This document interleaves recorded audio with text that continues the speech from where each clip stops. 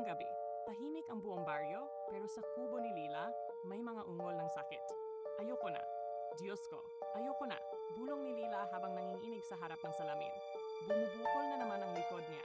Para bang may mga kamay sa loob ng balat niya, pilit humihiwa palabas. Tulo ang laway niya sa takot. Ano bang kasalanan ko sa mundo?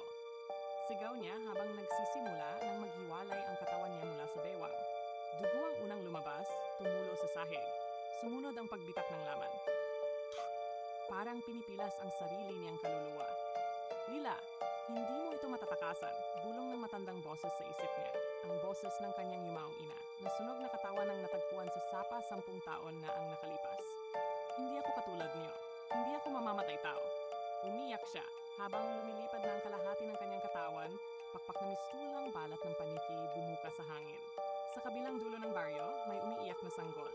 Sa dilim ng gabi, isang aninong lumapag sa bubong. Mabilis, gutom. Nang buksan ng ama ang bintana. Anak ko, Diyos ko, wag! Sigaw ng ama. Ngunit huli na, nakita niyang lumuluhod ang nilalang sa ibabaw ng kuna. Dugo sa bibig, matay nagliliyab sa pula. Dala-dala ang kaluluwa ng walang laban na sanggol. Nagkatinginan sila. Lila? Tanong ng ama, nanlaki ang mata.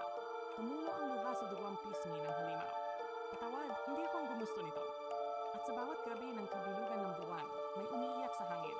Halimaw na ayaw pumatay, ngunit nilalaman ng sumpa. Like, follow, and subscribe for more Pinoy horror stories. Fit for this school year. Buy this notebook using the link in the caption.